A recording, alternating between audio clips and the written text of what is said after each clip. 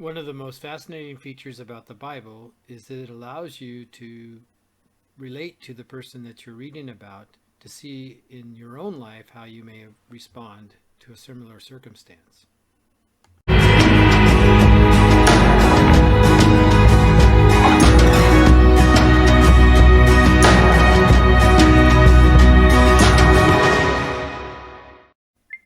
Shabbat Shalom, everyone. Welcome to another week of Torah studies. This week we are in Numbers 30 through 36. We'll finish up this book, and then I'll also read Isaiah 66, which is the last chapter of that book. Moses came to the head of the tribes and talked about vows. Jesus had mentioned in his sermon that just make your yes, yes, and your no, no. In God's economy of scale, a vow was binding. So if you made a vow to God, and I'll read here in verse 2 of chapter 30, then Moses spoke to the heads of the tribes of the people of Israel. He said, "Here is what Adonai has ordered. When a man makes a vow to Adonai, or formally obligates himself by swearing an oath, he is not to break his word, but is to do everything that he said he would do." A vow is simply a marriage covenant. You're making a vow before God. It could be, I swear to God, if you do this for me, I'll do this. And so on and so forth. But the only way that a vow could be removed is a husband for a wife or a dad for a daughter. Otherwise, it's binding. And if the man chose to be silent when he heard the vow of either his daughter or his wife, those vows were also binding. Most of the time when people are making vows, it's out of desperation. They need something from God, and they're willing to give up something to get to that. Now, I'm not saying that every vow is a bad decision, but sometimes we're saying things out of haste, although God considers that binding between the two of you. Now, if I have made vows in my life and not obligated them, I would say yes. I'm not immune to that situation, but just be careful with your words. Be careful with what you're saying, because in God's economy of scale, He could hold you accountable to that decision or that choice that you're making. As we had stated in the last chapter, that the people of Midian, the women of Midian, primarily had come and infiltrated the Israeli camp, and Phinehas stopped the plague that had been going on. And so we pick up the next portion of that, because God said He was going to deal with them because of that decision by Midian. And chapter 31 starts off, "On behalf of the people of Israel, Adonai said to Moses, take vengeance on Midian. After that, you'll be gathered to your people." So now this is pretty much towards the end of Moses' life, and all the remaining people that had already passed on. As you know from last week, the number was almost the same as the amount that started the wilderness journey. And now we're practically back to the same number again. So a generation has died, and the new generation is beginning. The whole book of Deuteronomy is basically giving 40 years of instruction that should have been given by the parents, that Moses is going to take the time and explain the Torah to these people. And but we'll get into that next week. But all that to say is, part of the reason for this struggle with the nations, they took their land. And I think I mentioned before that Shem, Ham, and Japheth, Noah's sons, had divided the land, and the Bible had said it broke up the land, so like as though the earth divided itself. But better translation is, it was divided by these three young men when they journeyed away from their dad. And so Canaan was cursed, and they took over Shem's land. And so, in other words, that's where the Hebrew people were to live, and that land had been taken from them. And God made a promise to Abraham that this was going to become the land again for His people. And so this is what we're entering into. These people are resisting the loss of property, possessions, and they have no desire to follow God. They know He exists, and we've gone over that multiple times, but they're refusing to let go of what they have and trying to destroy the Israel people before they conquer the nations around them to get back what was theirs to begin with. And in this situation, Balaam had been unsuccessful in cursing God's people, but he was very successful in getting God to curse the people by showing Balak how to have the women of Midian compromise the people of Israel, and the men specifically. And so in this chapter 31, it goes through the numbers of people that were going to go out and go to battle, and they completely annihilate the men of Midian. And disappointingly, Moses is very frustrated with the group, and so they asked him why they did not kill everyone that was from Midian, and they decided that the young girls and all the women and the children were to be spared, but that was not at all the reasoning behind God's choice of destruction. These women were the ones that brought the men down, and so therefore they needed to be dealt with.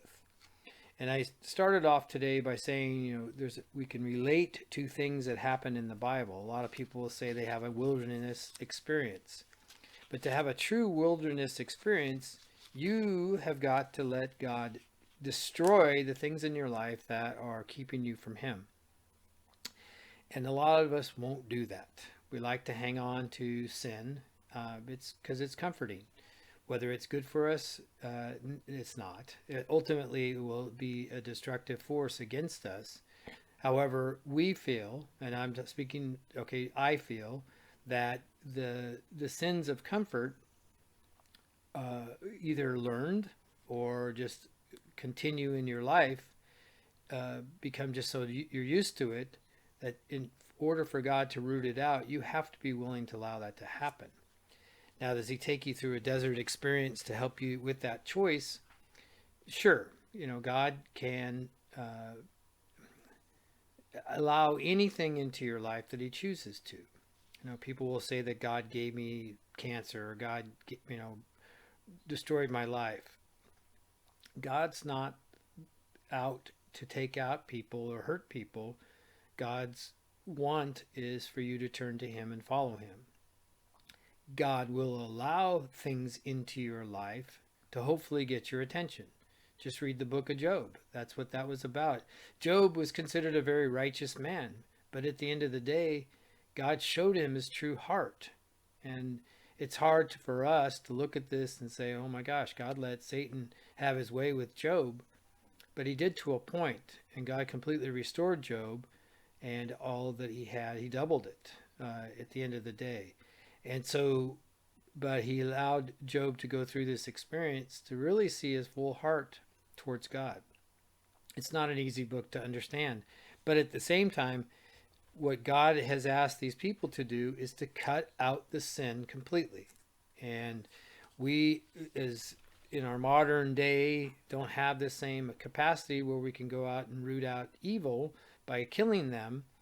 We have military to protect us, but we don't have a king that we go out and slay the dragon, so to speak.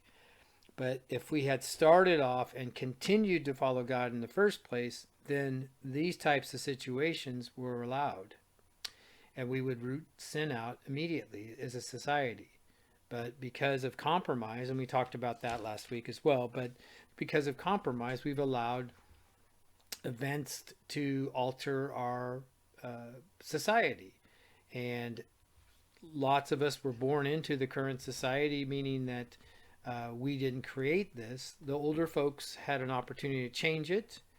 We, I'll say mid-range folks, still have an opportunity to change it. But if we choose not to, it'll be stuck on our kids. And if our kids choose not to change it, who knows how fast the destruction of the earth will become. And so we're kind of in that situation where I've said that prophecy has been fulfilled in the Bible, and we're going to go through that today with Isaiah. But at the same time, there's not much left to happen for God to pull the plug, so to speak, on this world and just start again and with his people. God is very, very merciful. He allows for lots of rope to hang somebody, so to speak, in their ways. But there will come a point where he will draw a line in the sand and say that is it. And so, chapter 32. The last part of chapter 31 about the battle. They fought Midian, and they discovered that no one had died from Israel. Tons of people had died from Midian, including all the leaders. But at the same time, no one had died from Israel, so they gave a free will offering. Each leading group gave free will offering, which resulted in 420 pounds of gold. And that was distributed to Moses, who gave it to Eleazar the priest, who then distributed it to the Levites as well as the priests. So fascinating. God had preserved every single person from Israel. So he's building confidence in them so that when they go out to battle, so different than what the first group that went out to spy out the land, they didn't trust God, but this group is learning to trust God, specifically in the war front. They're going to face a lot of it, and so he needs the troops prepared. And fortunately or unfortunately, but in this case, fortunately, some of these battles are coming up prior to them entering into the promised land. So the next section is discussing the division of the land. Now, interestingly, the descendants of Reuben, Gad, and the half tribe of Manasseh had large quantities of livestock. And when they saw the land of Yazir, the land of Gilead, they were good for livestock, the descendants of Gad, Reuben, and the half tribe of Manasseh came and spoke to Moses, Eleazar the Cohen, and the community leaders, and they said they wanted that land. So it's on the opposite side of the Jordan. Moses answered the descendants, and he got all upset because he said, hey, you're going to destroy us again. We're going to have to go through another 40 years. Moses wouldn't be part of this, but you're going to put the people through 40 years of destruction because you refused to go into the promised land. Well, that group were very good fighters, and they were willing to go out in front of the other group to help the battles. So they just wanted the land, and they were willing to just set up their kids and their spouses and then go ahead and move into the promised land.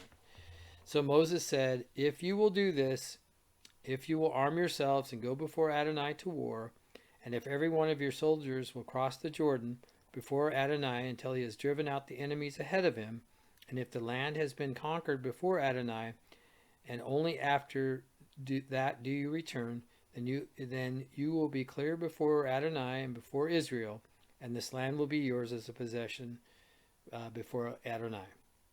But if you do not do this, then you have sinned against Adonai, and you must understand that your sin will find you out.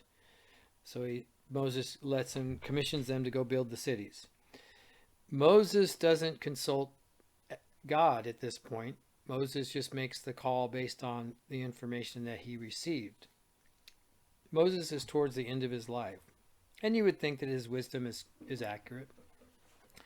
But this turns out to be a difficult situation from the moment it started to the moment it ended. This was the first group that got cut off from Israel when the people started infiltrating their country. This was the first group to turn from God because they were away from where God wanted them to be. Now, there's a lot of people who'll say that this represents your life, and that you fall short of God's blessing because you'll come up to the Jordan, so to speak, and not cross over into the promised land. So you're willing to go through all the struggle and the battle, but you'll come up short to get the actual promises of the promised land to your own life.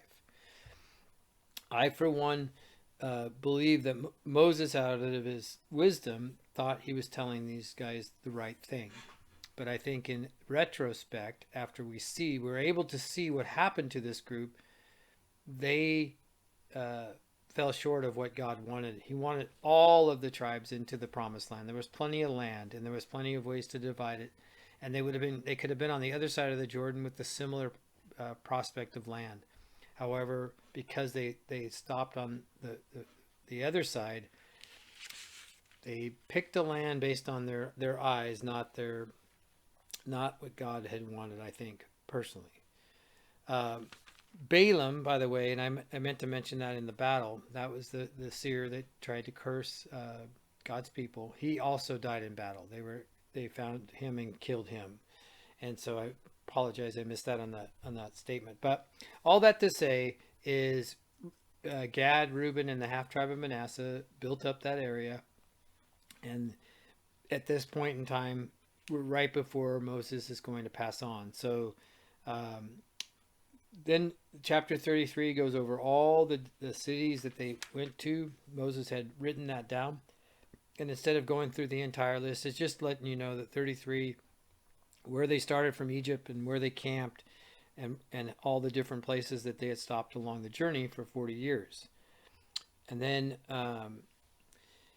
verse 50 of chapter 33, Adonai spoke to Moses in the plains of Moab by the Jordan across from Jericho, and he said, "Tell the people of Israel, when you cross the Jordan into the land of Canaan, you are to expel all the people living in the land in front of you, destroy their stone figures, destroy their metal statues, demolish their high places, drive out the inhabitants of the land and live in it. For I have given the land to you to possess. You will inherit the land by lot according to your families, and you are to give more land to the larger families and less to the smaller ones. Wherever the lot falls to any particular person, that will be his property. You will inherit according to the tribe of your ancestors, but if you do not drive out the inhabitants of the land in front of you, then those that you allow to remain will become like thorns in your eyes and stings in your sides, and they will harass you in the land where you are living. And in this event, if you will do it, I will do to you what I intended to do to them." This was a difficult task in and of itself. Even though God is going before them, he's trusting in the people to carry out his command. They fell short. They didn't finish the possession of the tribes. We won't get into the book of Joshua for a while, but they literally didn't fulfill what God had asked them. The final battle that's discussed in Revelation with Jesus coming back, he takes over the land and finishes the job as it should have been done in the first place. All that to say is Joshua and all of his strength and Caleb and all of his strength, they were the last remaining loyal people to God. The book of Judges just shows that people just started doing their own thing, and boy, that sure looks a lot like today. Believing God a certain way and then trusting in God only when you need his help, and then going back to your old ways when you've gotten the help, just like Pharaoh did, just like you and I do. And I'm not saying that everyone listening to this isn't loyal to God and doesn't trust God all the time, but for me, often, I can go about things just fine, and all of a sudden something major hits, and I don't respond the best way. And calling on God at that point almost feels disappointing to me to ask for God, because I haven't asked for his help in other times when things were going well. And God wants to hear from you all of the time. That's just God. He wants to know, even though he knows your thoughts and feelings, he wants to hear from you about it.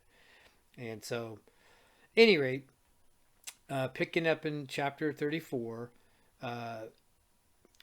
it continues about Adonai told Moses to give this order to the people of Israel: when you enter the land of Canaan, it will become your land to pass on as an inheritance, the land of Canaan as defined by the borders.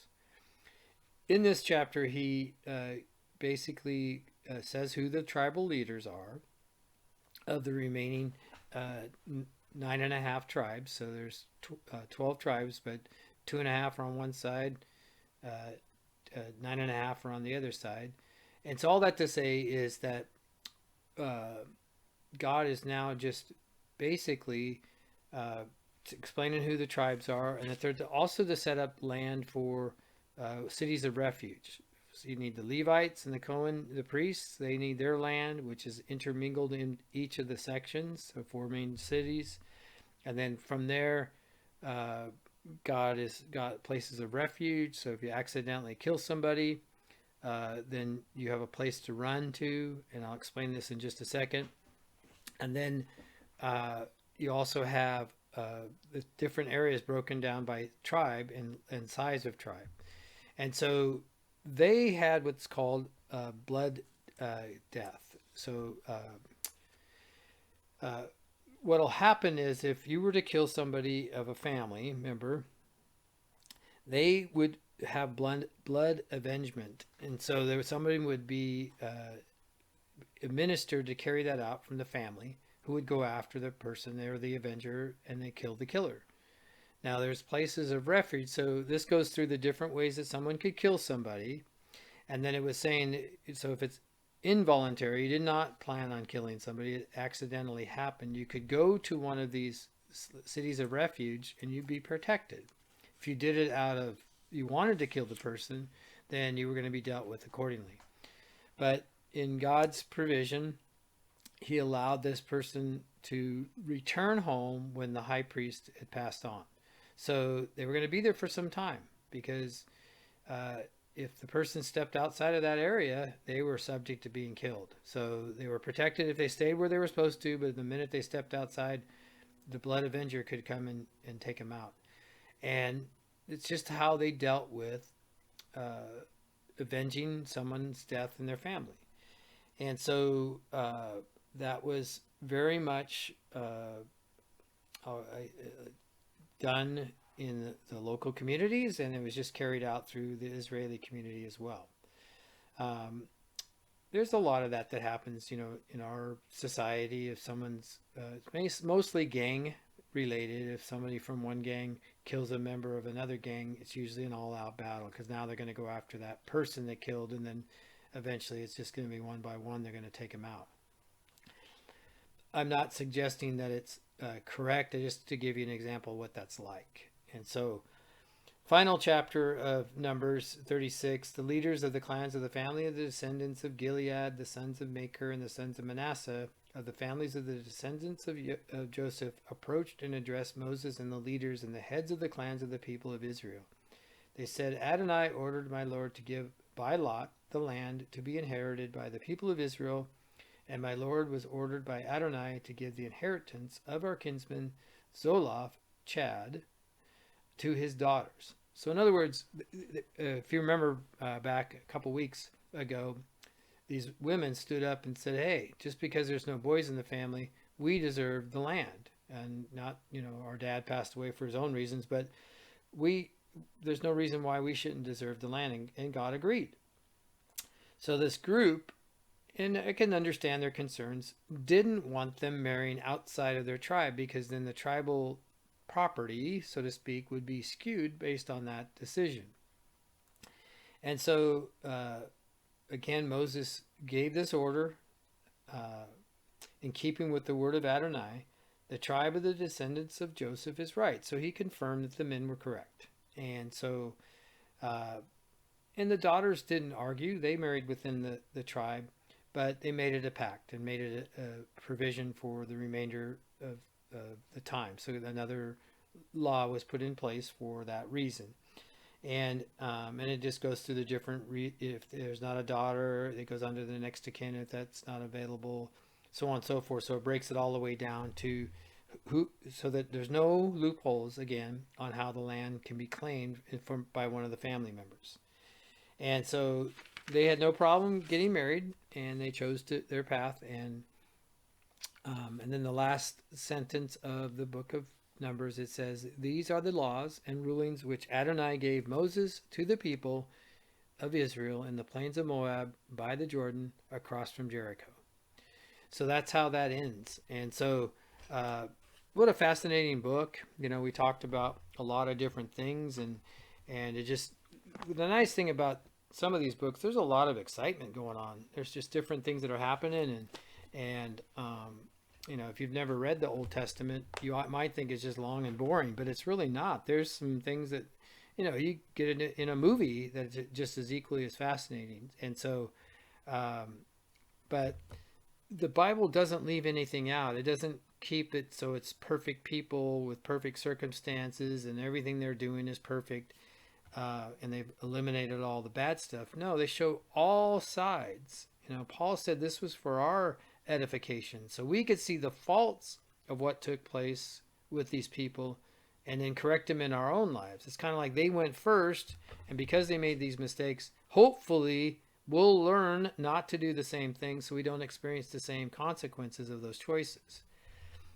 And so, all that to say is, just moving on to the book of Isaiah. Isaiah is an amazing book. The first couple of times I read it, I didn't quite understand everything that was going on. Some of the parts are elsewhere in the Bible, so I understood those portions, but it is full of a bunch of prophecy that came true. And also it talks about, I've heard rabbis talk about the duality of the book of the Bible. So you'll read some passage and it's not only talking about that specific time frame, but it's also talking about a future time frame. And the book of Daniel is that way as well. It talks about a battle that was going to take place that Daniel saw in his vision, but at the same time, that same battle is going to take place at the end. But it's going to be similar event to take place later on. But in the case of Isaiah, he named Yeshua as the Lord and Savior. He didn't name his name. He called him Emmanuel. But he named King Cyrus. He named King Josiah. And so but he also, this last chapter is very fascinating, what he's talking about.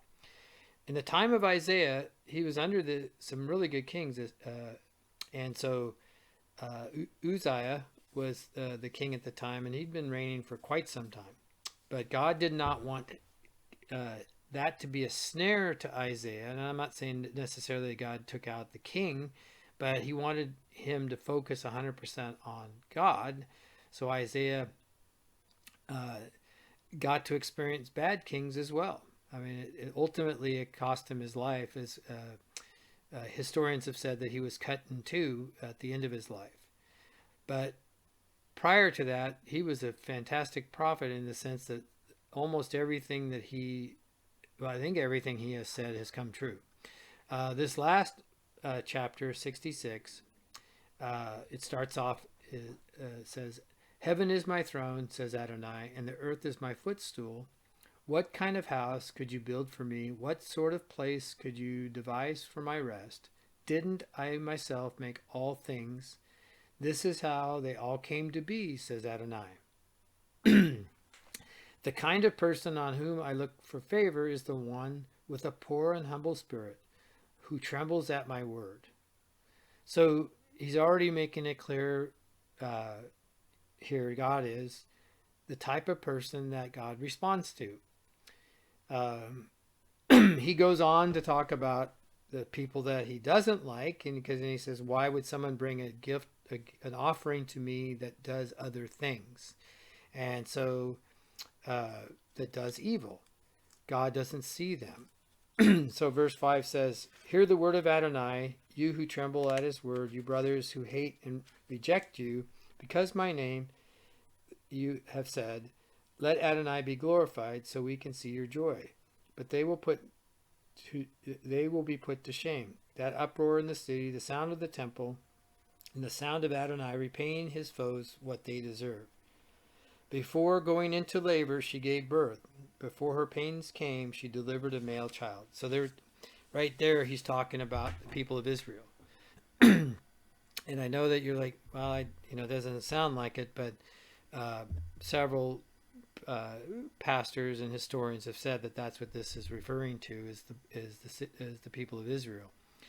And so, interestingly, he's talking about them being cut off and then reborn. And what's fascinating, again, they're in a good time. So, the fact that Isaiah is talking about Israel being reborn again, meaning being brought back together, no one would understand that at that specific time. He's making something so outlandish. Well, what do you mean we're going to be brought back together again?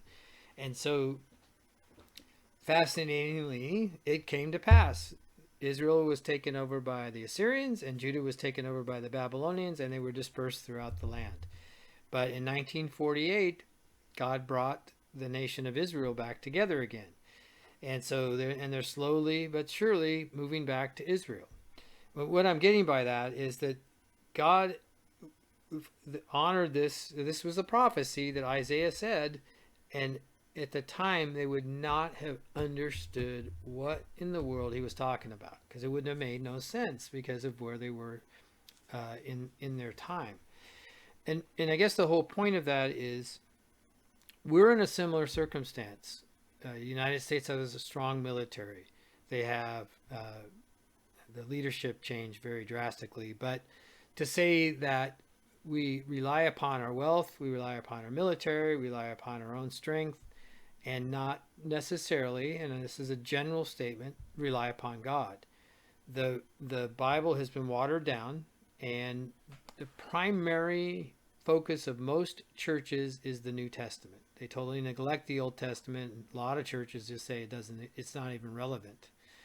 But I will tell you 100%, if you didn't have the Old Testament, you would not understand the New Testament. And to speculate what the New Testament was talking about is pretty much what most of the churches are doing today, because they're not referencing back to where it began. When Jesus was walking the planet, he was not writing an autobiography. Not at all. And he only had the Tanakh, the Hebrew Bible, for his reference. There wasn't verses and chapters. There was books, and they memorized the books as kids. And that still goes on in a lot of homes today in Israel. All that to say is the Old Testament is 100% relevant. You could actually eliminate the New Testament. It would be, you wouldn't understand possibly in the book of Isaiah what transformed for Jesus, because it's mentioned here, Isaiah 53 specifically, what Jesus did, that he had come to earth, he had died for our sins, he took on in his body disease, and because of that, disease and pain and suffering, and we're able to come to him being our Lord and Savior. And not only does God remove our sin, but he will also remove our pains and sufferings. And again, that is something that's not taught very often. And so Jesus took our sin upon him. Sin was not and is not eliminated from the world, but he is our ultimate sacrifice to go to God, to be made right with God. And this is the type of heart, this is the type of person that God is looking for. And it's clearly stated in Isaiah right from the get-go of chapter 66. And so I will leave you with today just a tremendous opportunity to study not just the Torah, which we've been focusing on, but other books of the Bible. There are some just amazing correlations with your current life that you're going through right now, whether good or bad or in between. But it is amazing, if you were to pay attention to what you're reading, the solution to some of your situations. And I think in every circumstance that you could think of, somehow, one way or another, it's addressed in the Bible. Maybe not identically to the nth degree that you're going through, but you could figure it out pretty close to the chest what it is that you're going through and how it might relate to you through someone else's experience right here. God has provided provision. God has provided safety. God has provided help. He's also provided healing, and he's provided himself as a sacrifice for us to be with him forever. And so with that being said, God bless you. Look forward to seeing you very soon. Thank you.